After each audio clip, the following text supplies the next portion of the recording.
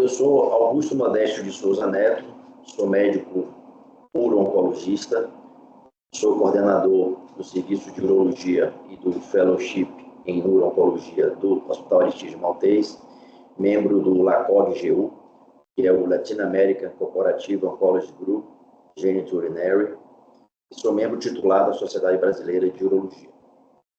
Hoje nós vamos falar um pouquinho sobre a atualização no diagnóstico e tratamento do câncer de próstata.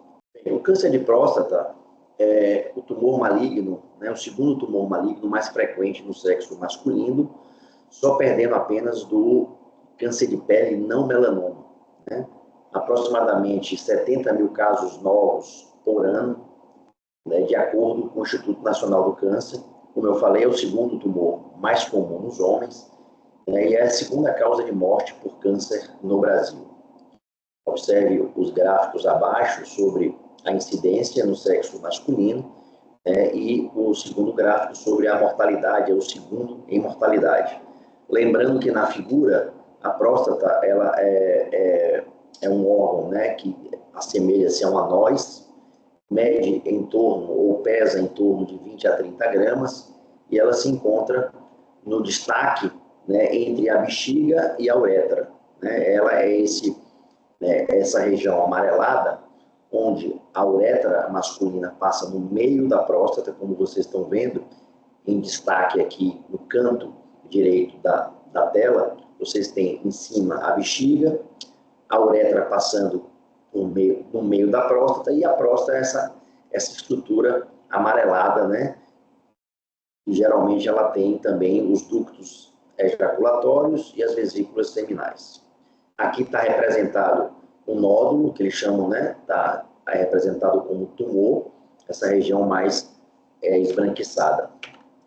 Em relação a fatores de risco, os principais fatores de risco do câncer de próstata são o histórico familiar genético. A gente sabe hoje que existem mutações genéticas, principalmente nos genes BRCA1 e BRCA2, né? Então, esses genes mutados, eles predispõem ao aparecimento do câncer em qualquer idade. A idade do homem, quanto mais velho, mais a chance de ter o câncer de próstata. E a raça. A gente sabe que na raça negra existe uma frequência maior da incidência do câncer da próstata. A hiperplasia prostática benigna, a gente chama de edema ou inchaço da próstata, não existe, não é fator de risco para o câncer de próstata, né? Ele é uma outra entidade que às vezes confunde, né, com o câncer de próstata. Você pode ter só hiperplasia e não ter o câncer, ou você pode ter o câncer e não ter hiperplasia, ou o homem pode ter as duas coisas associadas. Em relação ao quadro clínico, a gente precisa ressaltar bem que o câncer de próstata, assim como a maioria dos cânceres, nas fases iniciais, ele é assintomático, né? Ele é uma doença silenciosa, né? E que ele se classifica em doença incidental ou localizada, é aquele câncer que está dentro da próstata, dentro do órgão, e geralmente, como eu falei, ele é assintomático. Você tem a doença localmente avançada, é aquela doença que ela infiltra a cápsula da próstata, que é a membrana mais externa da próstata, e começa a expandir para estruturas adjacentes, no caso bexiga, reto, né? As paredes laterais, uretra. Então já é uma doença localmente avançada, já apresentando aí alguns sintomas. Então ela já é uma doença oligossintomática, e a doença avançada ou metastática, que felizmente é representada, geralmente, a doença metastática ou avançada em 5 a 10% dos casos, né? Como nessa foto, vocês têm aí representado uma cintilografia óssea, com esse comprometimento escuro, né, enegrecido, já são as metástases ósseas. Lembrando que o órgão, né, mais frequente de metástase no câncer de próstata é o osso, né? Principalmente os ossos da coluna lombar, sacro e bacia. Tá bom?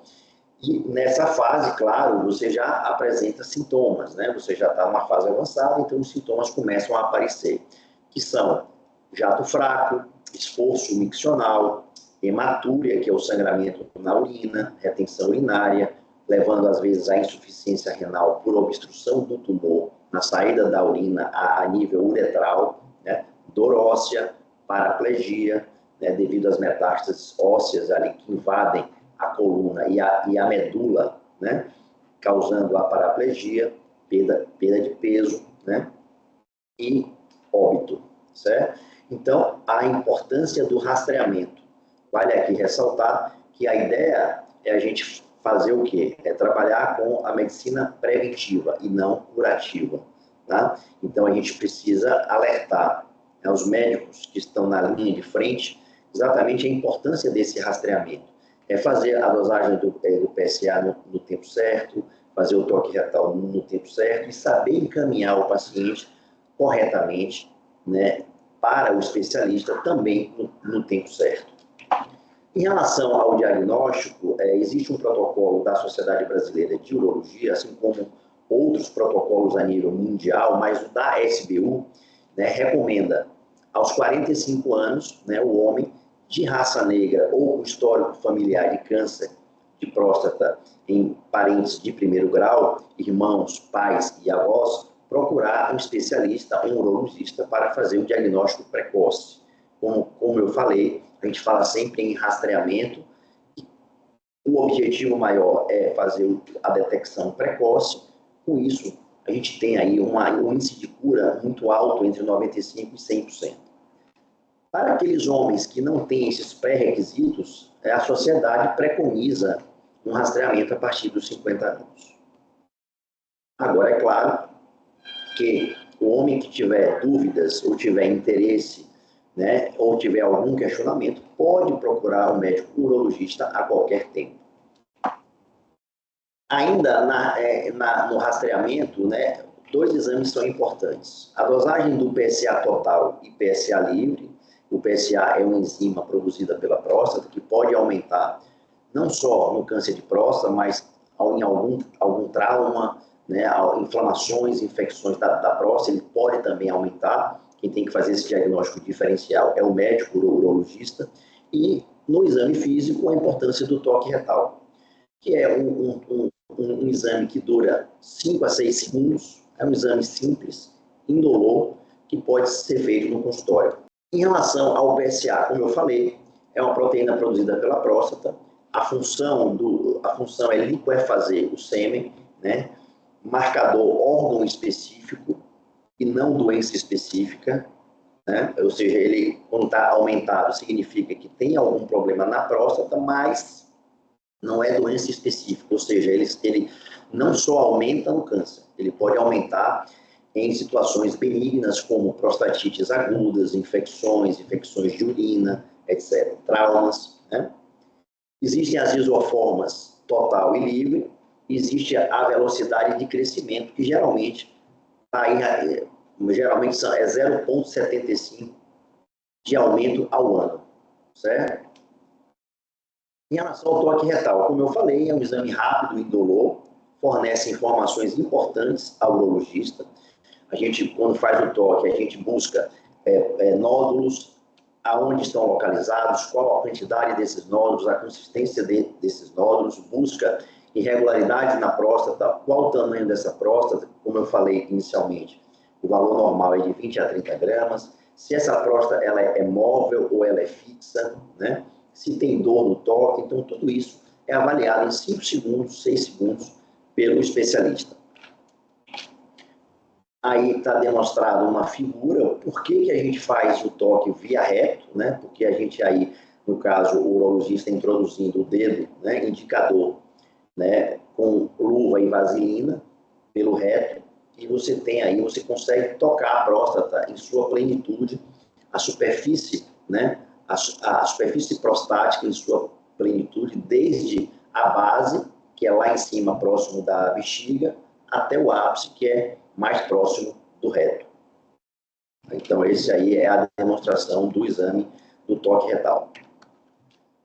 Em relação ainda ao diagnóstico, como a gente falou, a gente faz a dosagem do PSA total e livre, a gente faz o toque retal e, tendo a suspeita clínica, a gente pode lançar mão de uma ferramenta muito importante. Ao longo dos últimos 10 anos, a gente passou a utilizar mais essa ferramenta, que é a ressonância multiparamétrica da próstata. Hoje já é realizada no SUS, E esse exame, essa ferramenta, ela vai indicar, vai mostrar áreas suspeitas de doença mais avançadas, com graus de câncer mais avançados. E isso vai facilitar a biópsia, que é o único exame capaz de confirmar o diagnóstico do câncer. Ainda é o único exame capaz de diagnosticar de confirmar o diagnóstico do câncer. A ressonância vai mostrar as áreas mais suspeitas e pela biópsia a gente vai fazer um exame teleguiado nessas áreas, retirando mais fragmentos das áreas apontadas na ressonância. Em relação ainda à biópsia, como a gente já falou, é um exame guiado por ultrassom, ele pode ser por via transretal ou transperineal, que é um acesso mais novo, que está chegando na Bahia, já existem alguns centros que fazem, ainda pelo SUS esse acesso é restrito.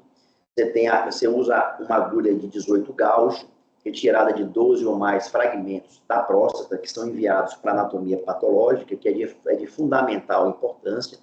A patologia vai colocar a escala de Gleason, que está ao lado representada, onde você tem a classificação do ISUP 1 ao ISUP 5, lembrando que o ISUP 1 é a doença de baixo risco ou de baixíssimo risco, o ISUP 2 e 3 são doenças de risco intermediário, sendo a ISUP 2 risco intermediário favorável e o ISUP 3 risco intermediário desfavorável. Nós temos aí representado o ISUP 4 e 5, que são as doenças prostáticas ou câncer de próstata de alto risco. Tá? O exame que confirma o diagnóstico é a biópsia da próstata, como a gente falou, informa, como eu disse, qual o tipo histológico e classifica o paciente em grupos de risco, né, do 1 ao 5, como foi falado anteriormente. A biópsia é feita dessa maneira, como está representado na figura, a gente introduz um probe via reto, essa é uma biópsia transretal, que ainda é a mais realizada a nível mundial. Você introduz um probe a nível retal, transretal, esse probe tem uma agulha e tem um guia, e em destaque, né, numa imagem ampliada, reparem que tem demonstrado a saída da agulha de biópsia, essa agulha entra na próstata e vai retirando os fragmentos necessários, que podem ser de 12 ou mais. Novamente, a representação do probe, onde você mede a próstata, vê a consistência, vê a presença de alguma lesão prostática, e você, então, avança a agulha para fazer a retirada dos fragmentos da próstata. Novas ferramentas, né, que a gente tem usado, não tanto, né, no SUS, mas a gente já tem solicitado. Eu acredito que em questão de tempo a gente vai bater também essas ferramentas. É o PET de PSMA, que hoje é feito ainda em âmbito privado, os testes genéticos, aconselhamento genético, marcadores moleculares e marcadores genéticos, que também ainda são caros para a gente fazer no dia a dia. Em relação à ressonância multiparamétrica da próstata, é aquela ferramenta que eu mostrei anteriormente, que nos ajuda na biópsia. É um exame de imagem não invasivo, indica lesão suspeita clinicamente significativa. Ela pode ser feita cognitivamente, olhando a ressonância, ou através da fusão de imagens, ou um software específico, onde você instala e você consegue jogar a imagem do ultrassom para a ressonância. Avalia acometimento extraprostático, e aí você consegue planejar ou descrever a sua estratégia cirúrgica para o tratamento. Ao lado está o desenho mostrado como é a ressonância, e em cima tem a classificação do PIRADS. E nós já estamos aí na versão 2.1. Em relação ao tratamento, né, existe uma terapia que, na verdade, não é uma terapia, é uma estratégia de acompanhamento, que é a vigilância ativa. A vigilância ativa é muito interessante. Há uns 20 anos atrás, começou-se a diagnosticar muito através de exames de PSA e biópsias que eram feitas, e começou-se a tratar muito os pacientes jovens, e isso começou a dar muitas complicações. A gente sabe que existem complicações inerentes ao tratamento do câncer de próstata, que é impotência sexual, incontinência urinária, estenose da uretra, enfim. Então, qual é a ideia da estratégia de vigilância? Aquele paciente identificado como câncer de baixo volume, câncer localizado, de baixo ou baixíssimo risco, esse paciente, tendo os critérios para o protocolo da vigilância, ele apenas é acompanhado, né? Entra naquele protocolo e ele pode fazer um acompanhamento com PSA e toque, biópsias e ressonância anuais, e o médico especialista ele vai monitorando, né, como vai progredir ou não a doença dele. Uma vez progredindo, ele então é convidado a sair desse protocolo e então instituído o tratamento, que para a doença localizada é feito a cirurgia ou a radioterapia, que a gente vai falar mais adiante. Então, lembrando, a vigilância ativa não é um tratamento, né? É um monitoramento do câncer de baixíssimo e de baixo risco. Critérios são bem estabelecidos para entrar no protocolo e também critérios, já existem critérios muito bem estabelecidos de saída do paciente deste protocolo. Evita a toxicidade do tratamento. A gente sabe que o paciente com câncer de próstata, os maiores temores é o paciente operar ou tratar e ficar impotente, ficar incontinente, ficar com estenose de uretra, tendo que usar sonda, fazer múltiplas cirurgias, etc. Então, se você não trata ele no momento do diagnóstico, ele entra no protocolo com os critérios para fazer a vigilância, você evita uma possível toxicidade, né? Aquele paciente fica aí 2, 3, 5, tem um paciente com 5, 6 anos monitorando o câncer e o câncer estável. A partir do momento que aquele câncer progride, você tira do protocolo e trata, né? Sem perder a janela de cura. É claro que os pacientes, os homens sul-americanos, são mais ansiosos, né? Então, muitas vezes, ele não consegue conviver com a possibilidade de ter um câncer e não está sendo tratado. Para esses pacientes com esses perfis psicológicos, a gente não indica a vigilância. Ele não tem critério, né, psicológico para entrar no protocolo. Então, ele é prontamente tratado ou por cirurgia ou por radioterapia. Mas tudo isso tem que ser apresentado ao doente, né? E tem que ser discutido com o doente e com a família. Exames e consultas periódicas fazem parte desse protocolo de vigilância ativa e a ressonância multiparamétrica da próstata e biópsias também fazem parte desse protocolo. Em relação ao tratamento cirúrgico, ou seja, naquele paciente que não tem critérios ou não quer entrar no protocolo de vigilância e já quer ser tratado, né, nós temos o tratamento cirúrgico, que é uma cirurgia oncológica de alta complexidade, onde você faz a retirada completa da próstata, das vesículas seminais, dos linfonodos pélvicos e ilíacos, né? Indicada em doença localizada e, às vezes, localmente avançada, isso quem vai dizer é o urologista, né? E deve ser avaliado cada caso individualmente, pesando o risco-benefício, as comorbidades e a expectativa de vida. Volto a lembrar que cada paciente é um paciente e deve ter o seu caso individualizado. Em relação à cirurgia aberta, que é um acesso do tratamento cirúrgico, a gente pode ter hoje o tratamento convencional ou a cirurgia aberta, que ainda é a mais realizada a nível mundial, a cirurgia laparoscópica e a cirurgia robótica, que é a mais nova, que embarca uma tecnologia melhor, né, e você tem índices de complicações menores, né, estadia em hospital menor índice de transfusão sanguínea, etc. A cirurgia aberta, aqui representada, vejam aí o coto da uretra, com os pontos passados e a bexiga, né, e a gente vai então, a sonda no meio, passada, a gente vai então aproximar esses dois cotos para fazer uma neo-uretra, ou uma uretra nova, após a retirada da próstata, certo? Então, essa incisão é uma incisão vertical extraperitoneal abaixo do umbigo, tem a vantagem de tempo cirúrgico rápido, menor curva de aprendizado e baixo custo. E a desvantagem, você pode ter maiores cortes, maiores incisões, né? Mas ser mais invasiva, ter maiores taxas de sangramento e transfusão. Os resultados são semelhantes às técnicas minimamente invasivas quando realizadas em centros oncológicos de referência e de alto volume, né? Os resultados são semelhantes quando a gente compara centros de referência e de alto volume. Uma coisa é o cirurgião operar 150, 200 próstatas por ano. Outra coisa é o cirurgião operar 10, 15 próstatas por ano. É óbvio que o resultado não é o mesmo.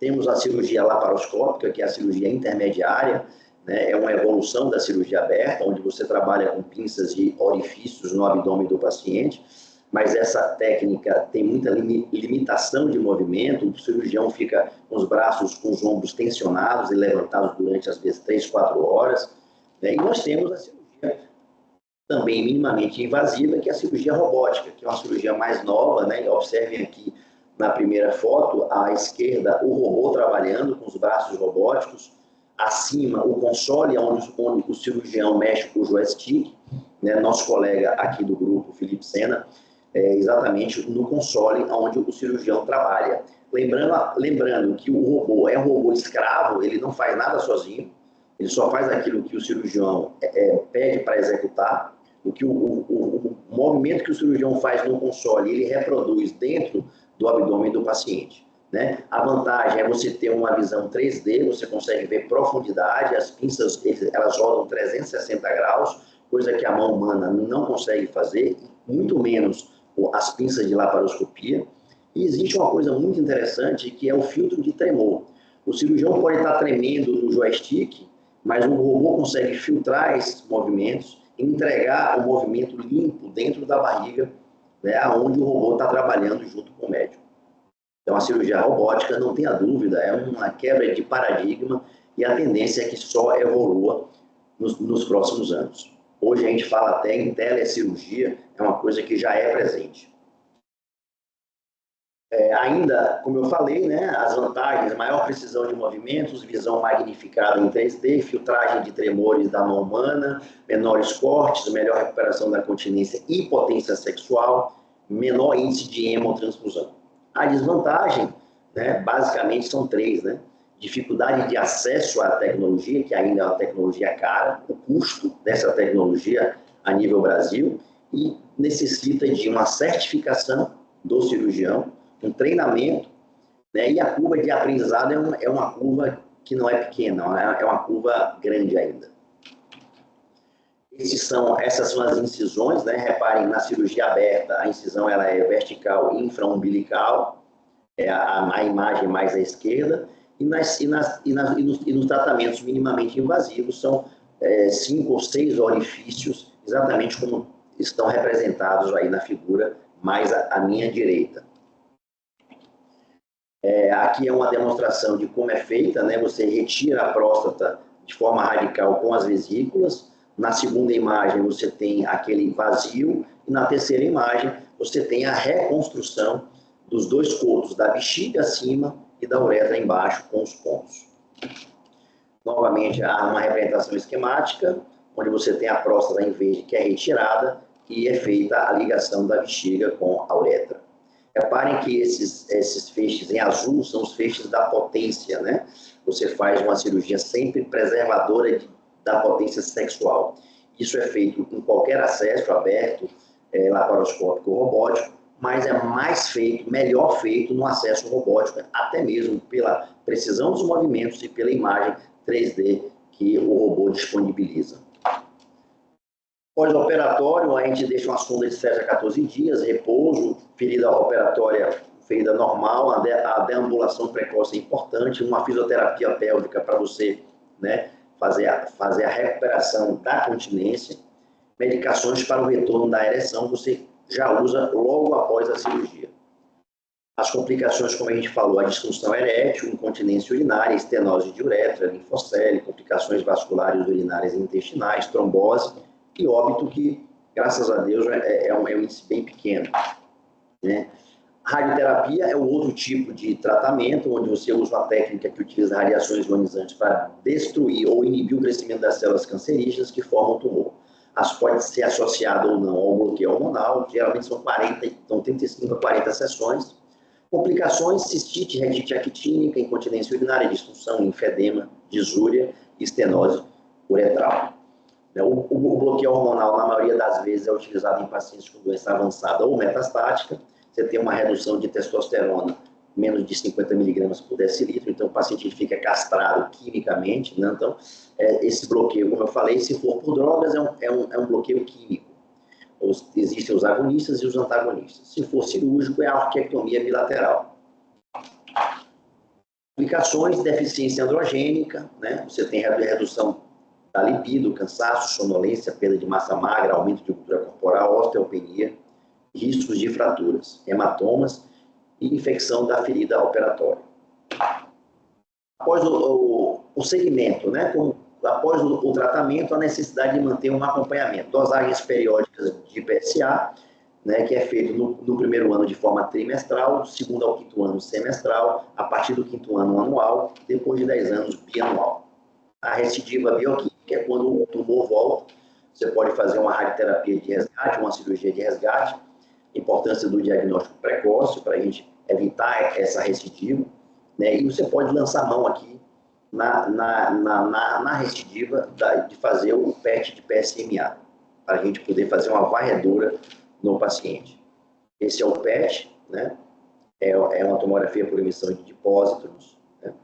Injeção de radiofármaco para avaliar a captação pelas células cancerosas. Ele, geralmente, quando está positivo, ele fica marcado, como naquela seta ali, indicando. E as mensagens finais que eu tenho para essa aula é o seguinte: o rastreamento ainda é a melhor maneira de reduzir o risco de morte pela doença. Doença localizada, você tem uma chance de cura de 90% a 100%. E o PSA e toque retal precisam ser desmistificados e o homem precisa ter a cultura de todo ano procurar o seu urologista dentro daqueles protocolos da Sociedade Brasileira de Urologia. Esses são os grupos que eu trabalho, o meu QR Code com as minhas informações estão aí na tela. Muito obrigado.